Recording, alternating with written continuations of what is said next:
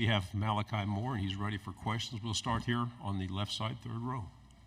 Malachi, how important was it to you and your teammates to really rally and get everybody together and make sure you guys stay in Tuscaloosa and not into the transfer portal, because that is common when you get a new head coach? Right. It was very important. I think that's one of the things that was our main focus when Coach Saban made his decision, and the leaders on the team to try to get everybody together, get everybody to have a level head, and just don't make any rash decisions.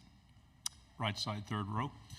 Malachi Mount, Corey LeBounty, WNSP 105.5, Mobile, Alabama. Talk about being named a permanent team captain, what that means to you and your legacy helping this momentum shift and with the coaching change moving forward.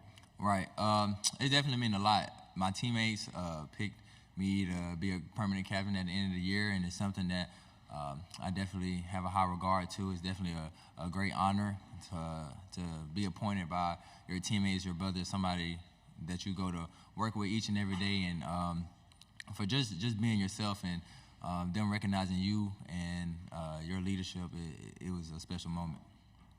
Third row, and then pass it over your right shoulder.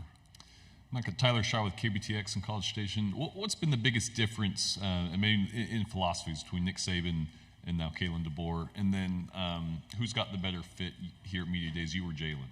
Oh, that's a great question. Coach Saban and Coach DeBoer, they have two different coaching styles. Both of them work, and both of them are very effective. But like I said, they just have two different ways of going about it. And Coach DeBoer is kind of more of a player-led type of coach. He kind of let his players take over and lead a team. But when he has things to say, he definitely voices his opinion and lets it be known when things are on his mind. But best fit, man, I would have to say me. J Mill got a little all black going on. I got a little color in mine, so I'm gonna have to go with myself. Front row, all right. Eric Bailey with Tulsa World. As Oklahoma enters this conference, they understand that every Saturday, especially on the road, is going to be a dogfight. What can they expect in the SEC with road football games, and what is the toughest road venue you've been to during your career playing at Alabama? I could tell Oklahoma and Texas when coming in that playing a road game on the SEC is nothing like it. The fans are second to none, the conference is second to none, and everybody's going to be ready to go each and every week, despite anybody's record. Any given Saturday, you can be beat if you don't bring your best that day, and the fans are definitely going to let you know that they're there for sure. And the toughest away game, I don't know, man. Every SEC away game is kind of the same for me. It's loud, rowdy, and my head is rattling after the game. But it's a fun environment to play in. Going away to somebody else's territory is always fun. Left side, third row.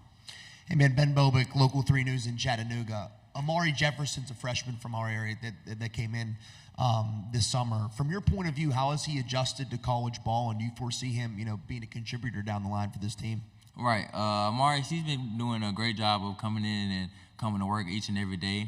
I think him coming in right now, his main focus needs to be just trying to learn the playbook and learn from the older guys that are there, and try to use that in his way of seeing the field. But all of our young guys are doing a great job of coming in and taking the coaching and advice that the older guys are giving to them. And I think this is one of the best young groups that we've had, talking about people come in and be accepting of corrective criticism and not taking it to heart, and knowing that we just want the best for everybody on the team.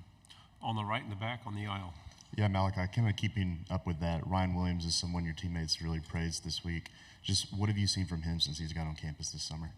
Ryan, it's crazy to see how mature he is and at such a young age. When you talk about a kid who skipped his senior year to come be a freshman in college, you don't see that every day. And when I seen him at practice for the first time, I seen why he did what he did. But he's definitely an electrifying player, and he's very smart and skilled at a very young age. He understands coverages, and it's just, like I said, just going back to his age, just to see how mature he is really wonderful. On the back, and then pass it up and to your left.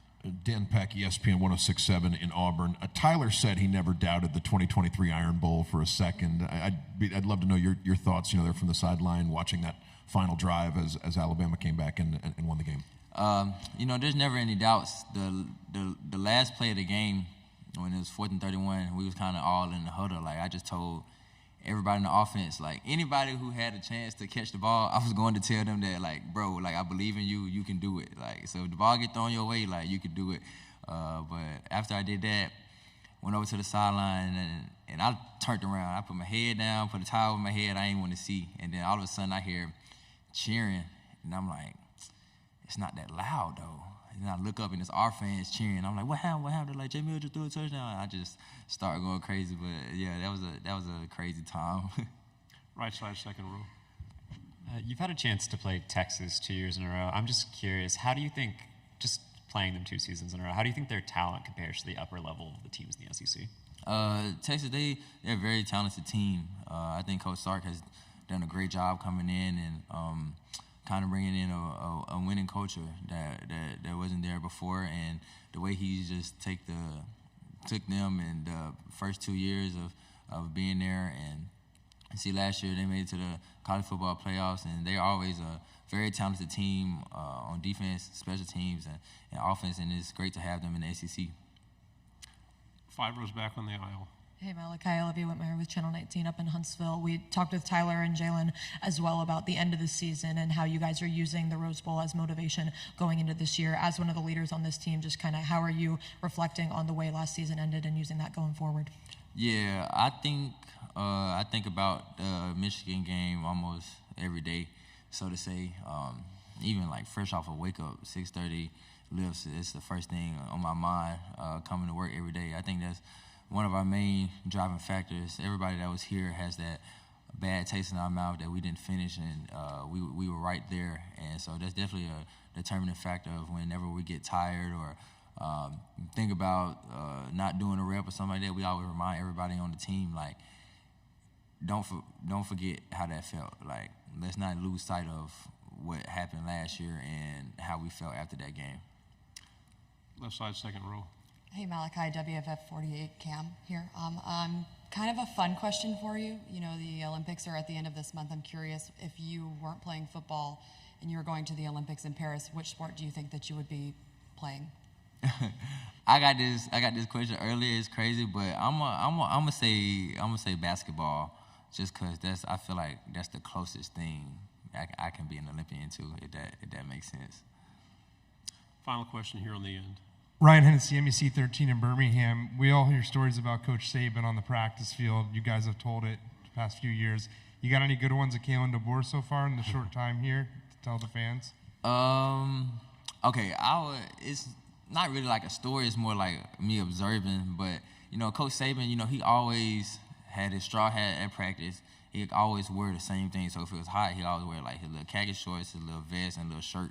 So you always kind of knew like who Coach Saban was based off his attire. But like Coach DeBoer, he has like a regular Alabama hat on, Alabama t-shirt, and some shorts. So like the first couple of practices, he'll just be standing by me. I'll be like, oh, that's Coach DeBoer, like that's the head coach right there. Like I didn't even know he was standing right there. But I think that's the biggest thing, just seeing him move around the field and not like Coach Saban just be on the defensive side. That was a big change for me. Great job. Thank you very much. Thank y'all.